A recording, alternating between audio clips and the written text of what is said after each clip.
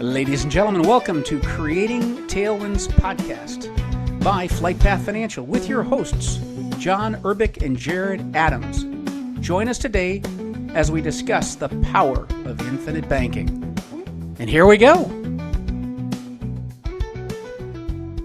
Hello, John. Greetings. How are you today, sir? Hey, Jared. Wonderful day. Good to hear from you. Great to hear from you. Hope you're doing well. All these, last couple of times we've talked and it's been this beautiful sunshine. Now we're talking about all the showers that have been going on over the last couple. Just wait around long enough. The weather will change, right? Oh, I know. And the grass is going to grow like crazy now. That means I'll have to cut this acre and a half. No fun. That's going to be some work. There's no question. What else has been going on? We won't talk about the 3.5%, 5%, and 4% drops we're not going to talk about that. We're not going to talk about the market. We talk about how great it is to have a product that never loses value.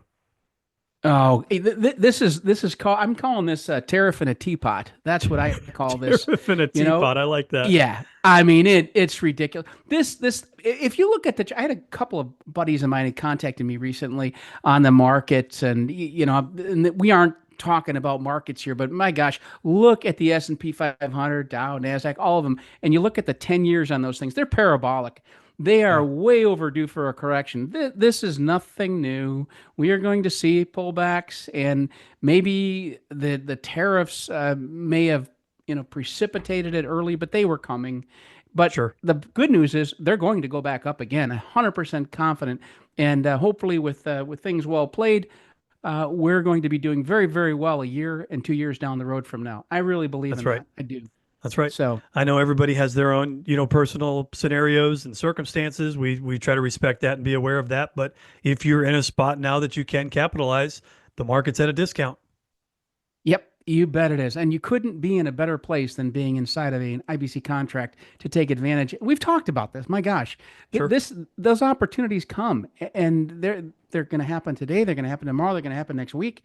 And those that are prepared with capital can step into this.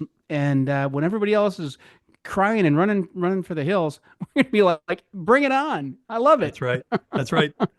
Great feeling to have. A little bit of a feeling of freedom, of power.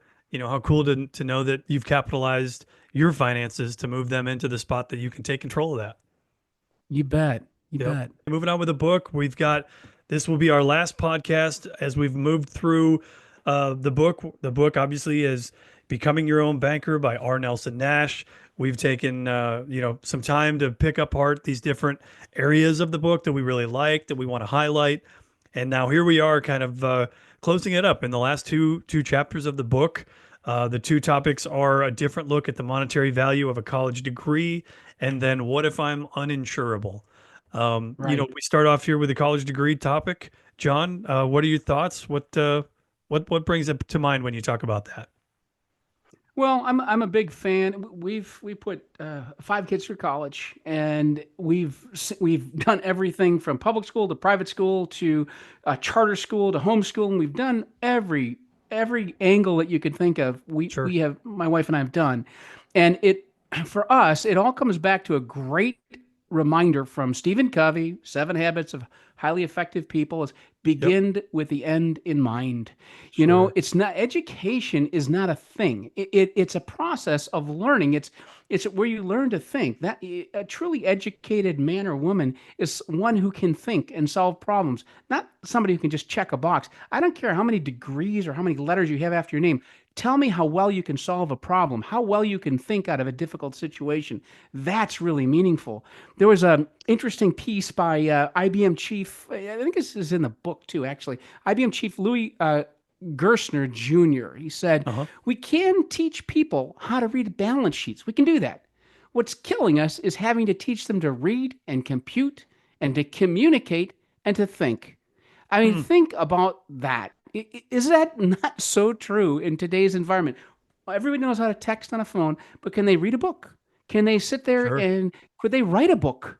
Could they take a difficult problem, maybe problems that are coming from dissimilar sources, and kind of combine those different pathways and come up with a better solution by thinking through it than just to give a rote response maybe something that was taught in college. I've endured so many college professors that taught me nothing other than I don't want to do it the way they showed me to do it. Sure. Sure. Or even,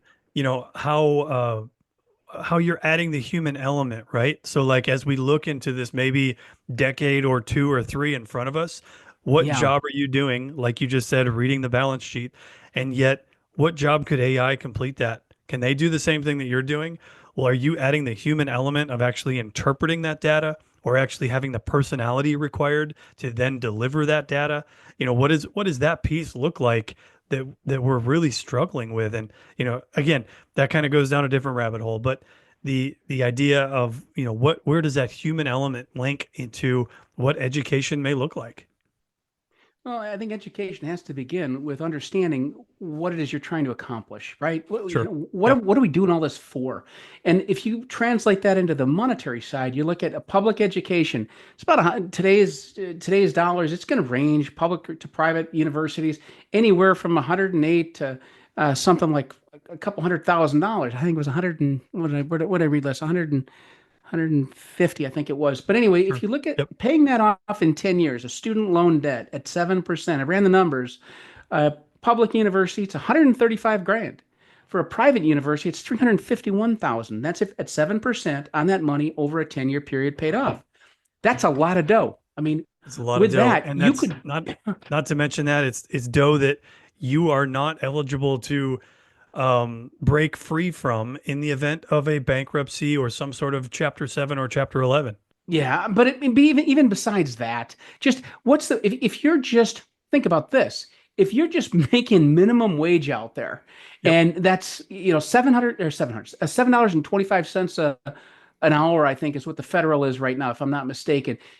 You look at a 40-hour week, 290 yearly, about 15,000 bucks over a 10-year period, it's $150,000. You take that same person with no college education, saving that money and driving those same dollars into a $75,000 house with 20% down, that's 60 grand that they're going to leverage into this deal. If they roll that money, this is to a fully paid off house, they can have that darn thing paid off in about 8 years by putting the differential that they're saving into this thing. Mm. I could show you this. I was working on it earlier, and then they could buy another house. So I think it was a 12 or 13-year point. They own two houses. They own two houses, Wow. and without any inflation, they're getting about $1,500. This is based on 1% of the fair market value of the house. If there's no appreciation of the house over those 10 years, there will be, but say there isn't, that person will be collecting about $1,500 a month without a college education. So So that's as a form of a readback to make sure I'm understanding it correctly, in in the case of that college education that would have cost you $135,000, when yep, you relate that to the interest cost and then how you've paid that back, the amount of money you had to pay out of pocket to pay that back, you're saying that you could have had two paid for homes instead of the education. So I guess, the trade-off there is, did you yeah, earn enough education to yeah. achieve the value over the lifetime of what it costs to not have two homes?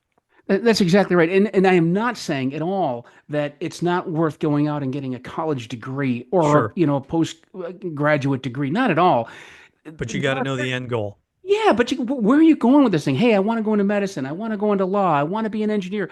I want to build my own plumbing company. Nothing wrong with that. Those people in the trades are making a fortune. They don't need to go to college. They need to learn a trade. They need to become, they need to learn to learn to apply those skills under a skilled supervisor, their mentor in whatever field they choose, for sure.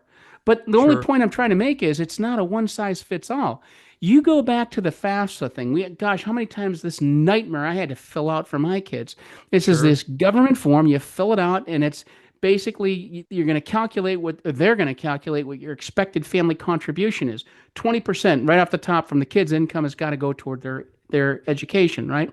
But sure, if you've got UGMA accounts, unified gift to minors accounts, if they've got stocks, bonds, cash gifts, equity in real estate that's not your primary residence, those all count toward that calculation of FAFSA. So yep, they're going to pick winners and losers. The big one that we've talked about before was the 529 plan by the sure. student or the That all counts in parents. that same number. You bet it does. Sure. And so here, and what are you going to do with this 529 plan? You can't really touch it except for educational expenses. And then, as we've talked about before, what if you're not going to use it for educational expenses? What can you do with it, Jared? Sure. I mean, if you're not going to use You it for roll it into educational something else, expenses, right? yeah, you've got to use it. Again, we're talking just the 529 plan, right? If you're not going to Right. use Yeah. it for Just that kid that it was saved for, maybe you've got another kid behind them. You could use it within the family. But if it's the last child or the only child in the home and it's not used towards education, they only recently created a little carve out that allows you to convert it into a Roth IRA, but you can only do a portion of it. yep. And that account has to have been active. You have to have been actively saving in that 529 plan for 15 years before it's eligible to move it Exactly over to a right. Roth. It's such a farce. They said they fixed it. Another problem that they created that they fixed. But what about if you've even if you've had it for 15 years? What if you put in the lion's share of that money over the past 5 years? Is that usable? Can you No, convert that? no, you can No. only convert what's been saved over the course of 15 years. Right, but even if you've had it in place for 15 years, how do they treat the monies that you saved over the past 5 years of that 15 years? I don't know if I know that answer. The answer is you can't transfer it. Oh, That's it's the answer. ineligible. Yep, It's ineligible for transfer. What a pile of manure that is. that was So, right under the limited lifetime of 35,000. So maybe you saved, 100 grand for college education and you used 10 of it. And you got a $90,000 lump sum there in a 521 account, or sorry, a 529 account, of which you can only transfer over 35,000, and then it has to have been not saved within the last 5 years. yeah, it's crazy. And so Yeah, then you all say, these okay, rules.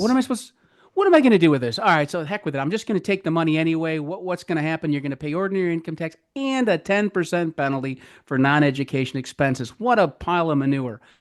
This is the problem with government programs. They create these monsters with all these rules that nobody knows what they are. They either find out after the fact or they find out that the money isn't there for them to use in the first place as they intended. It's Sure. not right. It's your money. You saved it. You should not have to put up with that kind of garbage. But now Well, let's flip just this on like you its were head, Jared. Yeah, Go I was ahead. going to say, just like you were saying with all of this saving vehicles, where the government created the problem, and then so they created the solution, and it gets all complex and rolled into one ball. What happens if you choose the IBC path? That's exactly the correct So pathway. let's say over the course of 20 years, we rolled into a, it's obviously got a death benefit portion, but then we've already talked about how the cash value is the equity on the death benefit. So let's say you've got $100,000 sitting there in a cash value on this account. What can you do with that? There's only limits, right? You can only spend it on education. Within an IBC contract? Yep. No, there are no No. Okay. limits. So You no can use limits it for there. anything. You want to I'm go buy asking loaded. $100,000 worth of toilet paper, you can do it, and then I'm sell it when asking everybody loaded else questions.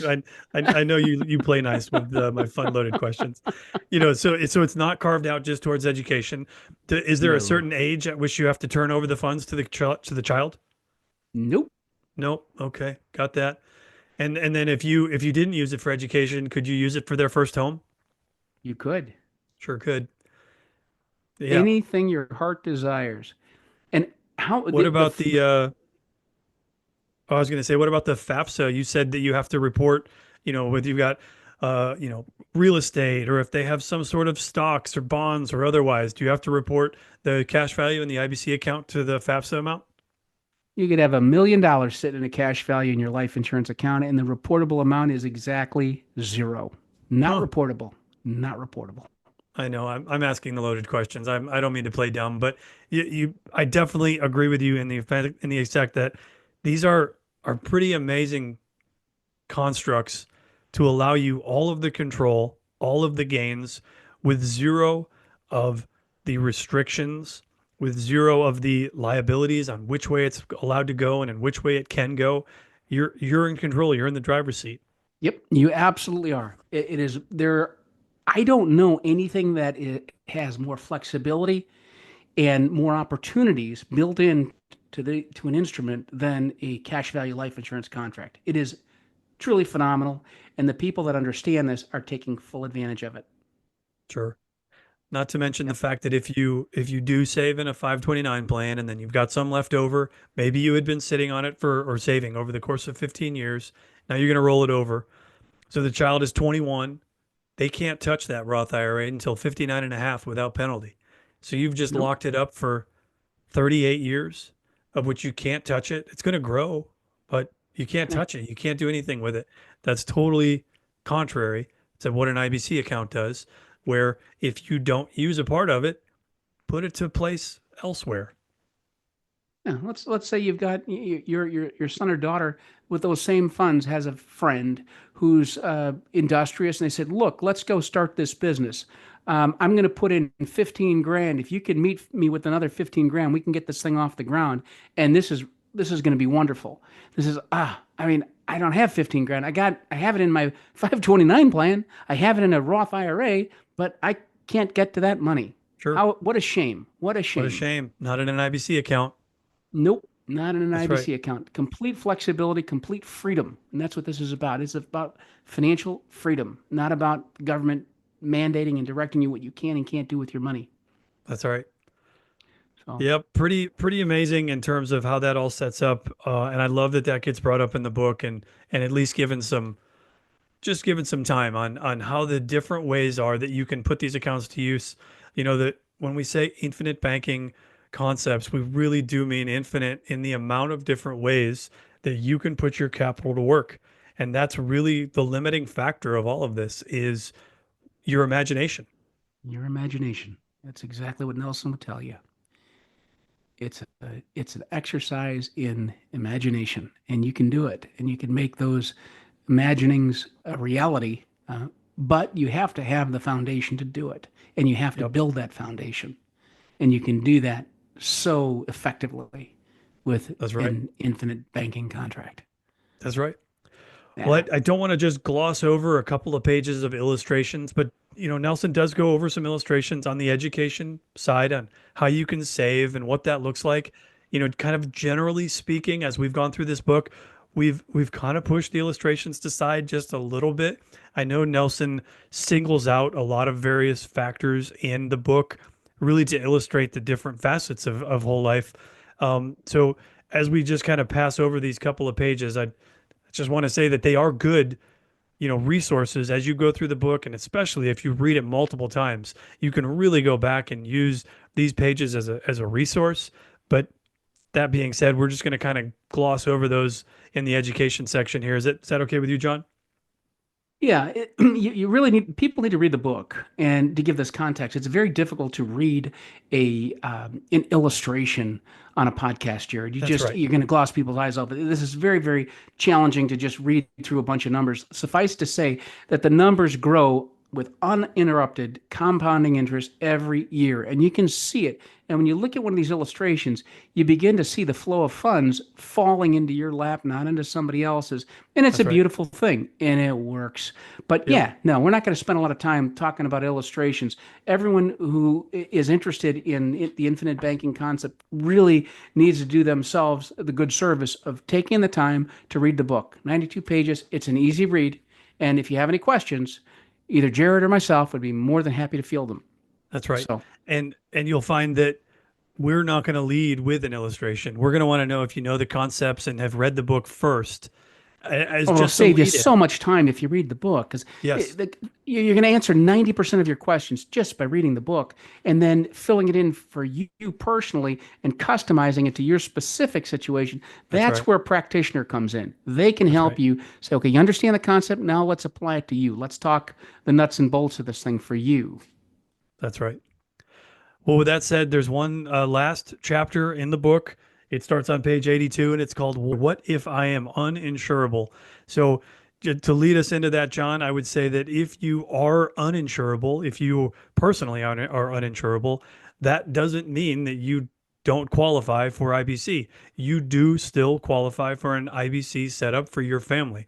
But what it does mean is that you have to find another insurable life within your household that qualifies, and then that's what you attach one of these infinite banking contract policies to. Is that a good way to say that? Would you agree with that? Yes, but it goes beyond your household. An insurable interest merely means exactly what you're saying. You could have a business partner. You couldn't even, it doesn't have to be a relation.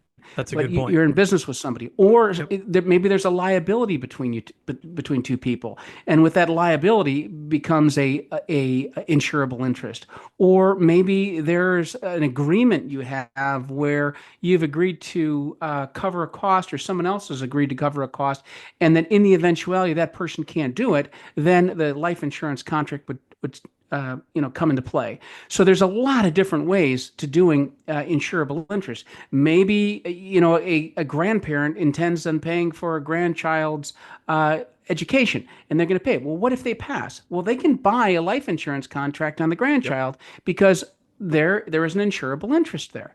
There's a That's right. lot of different ways of doing it. Other ways, let's say you and I are in business together, Jared, and we have a situation where, okay, you and I get along great. We have a great business model working together, but you're Yep. like, oh, I don't know if I want to go into business with Anton if something happens to John, or I say, oh, I don't want to go into business with, actually, Jared's wife, because, they don't Yep. understand the business like you and I Sure. do. You want to have absolute control of that. And so one of the ways to preclude a difficult situation from happening is by building in a buy sell agreement, for instance. Not quite Sure. IBC, but Yep. it's the same type of thing. So And it's yeah, a protecting lot of the owner's side of the assets in the event that something was exactly to right. happen, so that the owner who remains after someone had passed is basically covered on the asset so that they don't have to go into business with the other person's spouse. Right. And the other person's spouse benefits because they're getting bought out essentially through the life Sure. insurance contract. Yep. So everybody wins in that circumstance, except the person who passes, of course, they don't really win. Well, maybe they win if they depends where they're going, right? That's right. Hopefully it's a good thing.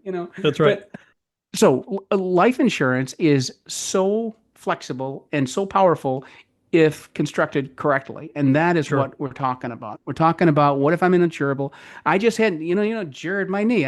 I wound up having this crazy meniscus thing. I had two tears, one in the lateral and then one right at the root tear, which Yep. nobody fixes anymore. I had to go up to Minnesota to have this done. It took me out from flying for what's probably going to be 9 months. I did not expect that. Climbing the Sure. walls, not flying airplanes, but Yep. that's what's going on with me. You know, Yep. everybody I else know. has their own I feel the stories, same right? way. Yeah, I feel the same way. I'm technically out on disability from the airline that I work for right now, because of a found heart issue. And that found heart issue popped up kind of out of nowhere. It had just so happened to be right as we were setting up one of these IBC policies for our family. And then after, going through some of the testing, found out I am completely uninsurable. Well, that didn't stop us from running IBC for our family. We're rolling on almost 2.5, 3 years now of dedicated premium payments that allows us to run our own bank and control our capital, build our warehouse of wealth through these policies. That even as an uninsured person, I'm still able to control everything that happens under how all these things work. So I know we've mentioned this in previous podcasts. There's the life that is protected, the payer or owner of the contract, and then the beneficiary. It takes three parties for each one of these contracts. And it's important to know that as the owner slash payer, that you're the one that's in control of everything about that contract, even though it may not be Right.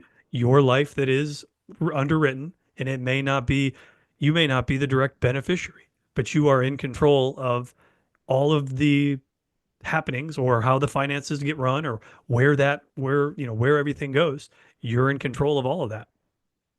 Exactly right. And what if you just for the sake of argument, Sure. Jared, what if you wanted to transfer that ownership to your wife? Could you do that? I sure could. I know it's Yeah, one you simple can. form through the life insurance company. I call them up and tell them I want to do that. They send me the form. I fill out a couple of details and mail it back in. And then within a week or two, my wife now owns the contract and I am no longer the owner. Well, how about the beneficiary? Can you change your beneficiary? Yep. Yep. Pretty easy. Same process. What's the only thing you can't change? Can't change the protected life. These are a That's whole it. life contract that is underwritten for that person for their entire life. Can't change that. Talk about the absolute epitome of flexibility. Yep. This is great stuff. This is great Yep. stuff. Completely agree. Oh my gosh. But all right. Well, I think in the interest of covering the book. I think we've done a pretty good job of covering at a high level, 30,000 foot view, as they say. Yep. And Jared, if without objection, I think we can kind of close up this chapter of covering the end of the book. There's a lot we didn't cover, ladies and Yep. gentlemen. There's I just agree. too much in there. However, Jared and I are committing to covering a lot of other wonderful topics as they apply to infinite banking that we're going to share on future podcasts. And if you have any questions about specific things you want covered, please let us know, and we'd be more than happy to talk with you. We'd be more than happy to even have them on a future podcast. What do you That's right. think, Jared? I completely agree. I was thinking about it today, how ironic it was that we covered the book in 10 podcasts because the course, like literally the book, Becoming Your Own Banker, is a handbook for a 10-hour course. So when Nelson was alive and with us, he ran a 10-hour course, and this was the handbook for that course. So Right. obviously we didn't cover it in via 10 hours of podcasting. And although it's been a lot of fun, I think it's unique that we did cover it in 10 sessions. That was not planned, by the way. There was a little bit of luck there. It's a good number. One of the key things at the very end, and he talks about the points to consider. I'll leave you with for our ending here today, John. It says you finance everything you buy. You either pay interest to someone else or you give up the interest you could have earned elsewhere. There are no exceptions. And that one is very personal in terms of how I've become along the IBC journey. And until I understood that, I never truly got this. And even though I had read the book a time or two, it took me multiple readings before that really sunk in. So don't be afraid to pick up the book, read it a time or two or six. Every single time I read it, I get a little nugget. Well said, Jared. I myself have read this book. I couldn't begin to tell you how many times. All right. Even, That's and right. you can even read it in sections. There could be a section of it that applies to your circumstance, and you might read that section. It's almost like a reference manual on top of being a book on banking. So it's That's it's right. quite helpful in that regard. That's right. Yep. Well, fantastic. Well, we'll sign off for now, John. Thanks again. Look forward to meeting with you again next week. Thank you, Jared. We'd like to thank you for tuning in to today's episode of Creating Tailwinds podcast with your hosts, John and Jared. As always, we welcome your questions and critiques. You can reach us through the Contact Us tab at flightpathfinancial.com. Remember, it's all about how you think. As Nelson Nash has said about infinite banking, give it your close attention, and it can make a radical improvement in your financial future.